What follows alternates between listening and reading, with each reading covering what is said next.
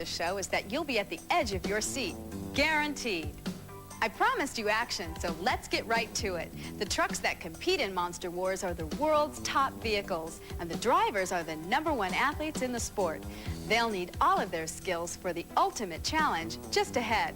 Jim Davidson has the lowdown on today's incredibly tough race course. You see this? You're looking at 142 feet. That's 47 1/3 yards. Folks, that's 1,704 inches. We're talking 4,328.16 centimeters. By any measure, it's the longest straight approach on the Monster Wars circuit, but why do we care? Because monster trucks weighing over 10,000 pounds are going to seem lighter than air. They're going to hit these ramps at speeds of over 60 miles per hour, and then they're going to take flight. They'll cross the finish line in midair right here at the end of these cars, and hopefully they'll land somewhere on the track. I'll be back in the pit area keeping myself out of harm's way and bringing you all the stories from behind the scenes. And the guy with the play-by-play, well, he's the high flyer himself, YOLO. Thank you, Jim. Beautiful Lebanon Valley, New York is the place for Monster Wars Show #1, Race #1. A sellout crowd, and we're ready to rock and roar with the incredible monsters of the United States Off-Road. Show that well, the guy didn't have a guitar. And the Predator qualifying fourth today, going in.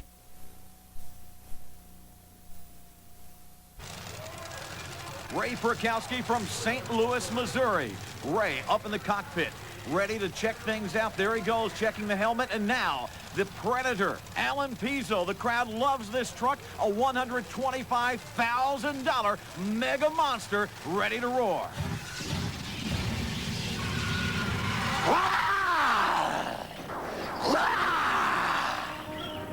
This is it, Invader. Our very first meeting of the season. And you can bet that this will also be our last. Eat my space dust, pitiful predator. You have made a mistake of galactic proportions. You're lucky you have 9 lives, because you're about to lose one now. Get ready to go down in history as the first loser on Monster Wars. And it's showtime. Predator, Invader, and Predator opens it up right here on the straightaway for the win. And the clock tells the story, folks. 8.22 for Predator, 9.18 for Invader. How did it happen? Right here on the starting line. Predator gets a great lead. They call that a hole shot in monster truck racing. And now, over the first set of cars he has set up, look at him open up that lead right there. The mighty Predator, the 10,000-plus pound vehicle, takes a win here at Lebanon Valley, New York, over the Invader. Now we're going to take you for a ride inside the cab of the most feared monster truck in the world today, the Gravedigger, as he gets set to do battle with UFO coming up next. UFO? The only flying object in the air today is Gravedigger. When I take flight, I'll burn the competition.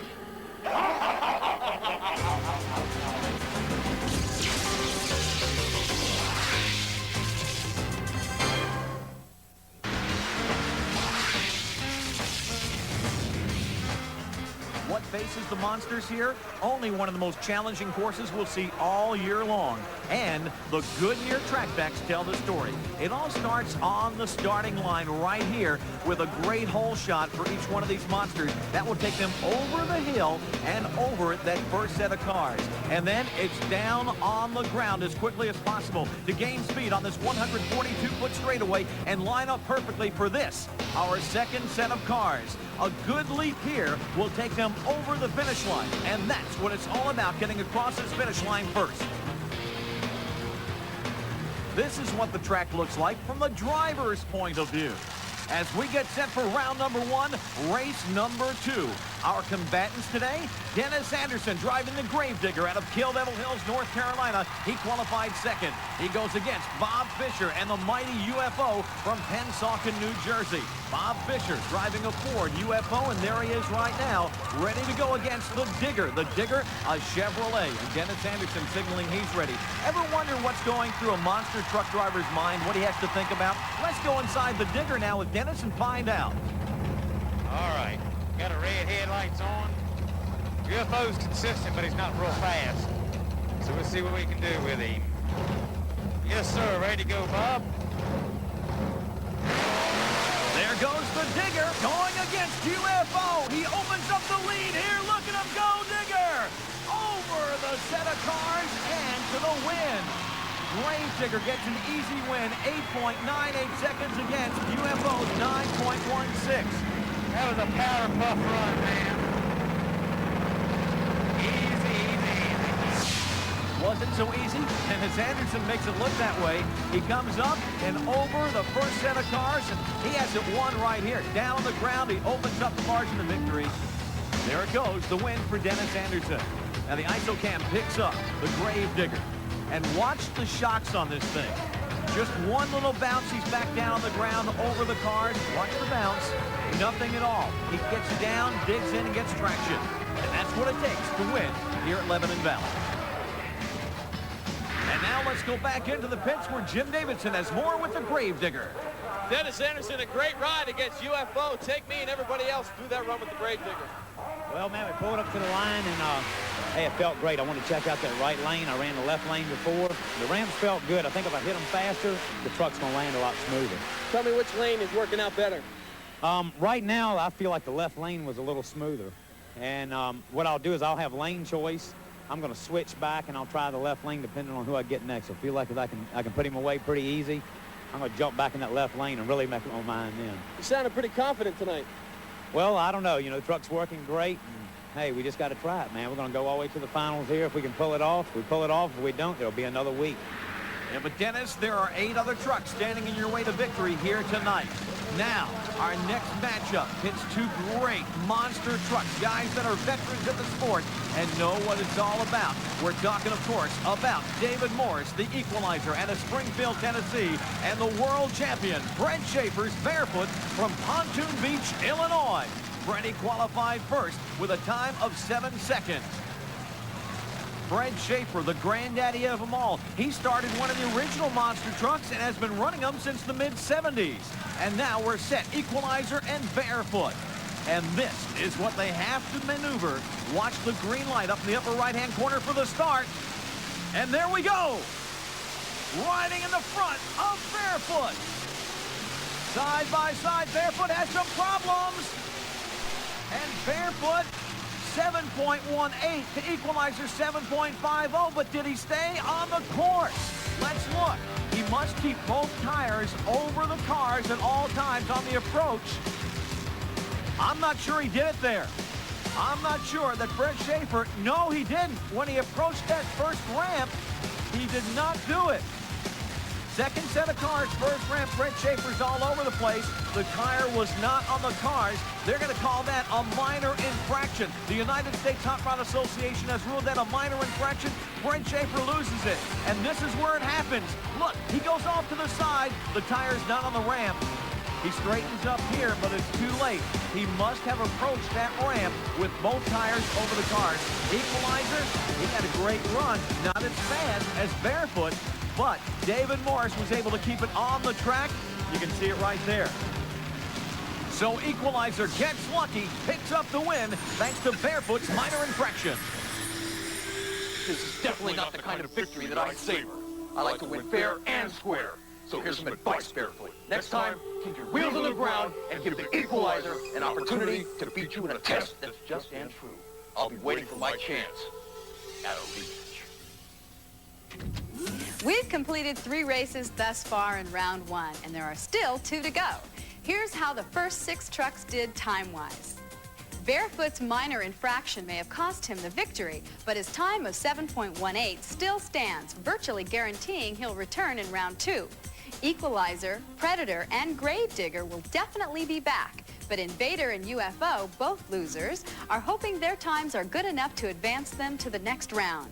We'll find out who stays and who goes right after this, so don't go away.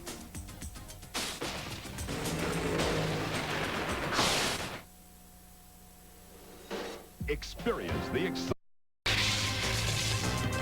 Little truckers, it's time the rookies get rocked right out of this race.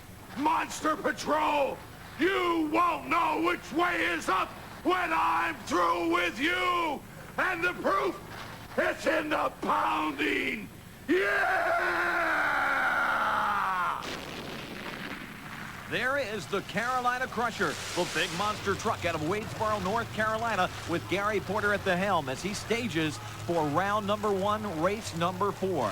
The Carolina Crusher will be going against Paul Schaefer's Monster Patrol. That truck out of Portage, Indiana. Monster Patrol qualified 8th, a kind of a slow qualifying time for him. And Gary Porter's Carolina Crusher was right up there. He qualified 3rd. Now, Paul Schaefer may be having a little bit of a problem here with the Monsters because he's used to mud racing, a flat track where you got to run down 80 feet of mud and then stop.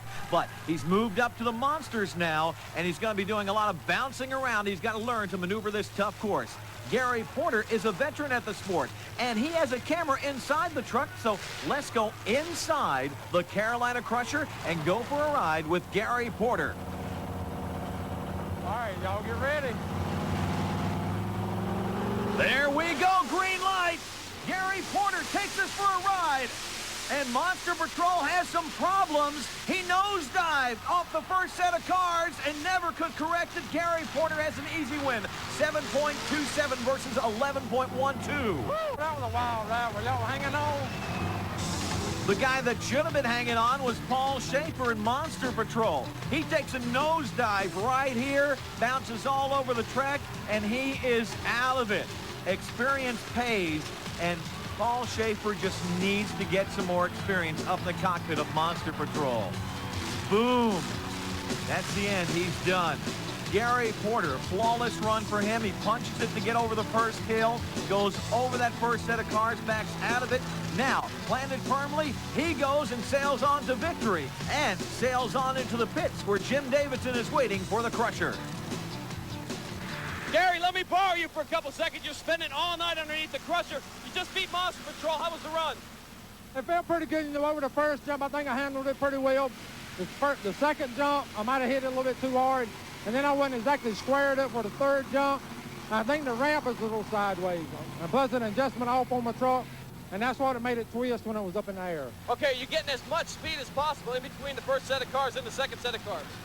No, yeah, we're not running full throttle. Yeah, we're probably running about 65 to 75% of the speed that we can run out here. Are you going to get the full throttle at any time tonight? We probably will, because each race is going to be harder and harder, and plus we'll be getting more dialed into the track, and I think by the finals we'll be running 100%. So we're looking major air, aren't we? We sure are. On these ramps right here, the distance we have 150 feet between the two jumps, is going to be major air. Well, we can look forward to seeing Air Porter running in round 2. You can bet you'll see some major aerial acrobatics from these monster trucks as the competition continues. It's hard to believe they each weigh a minimum of 10,000 pounds. With all this excitement, it's no surprise that attendance at U.S. Hot Rod Association events increases by the hundreds of thousands each year. It's easy to assume that the majority of the audience is male, but the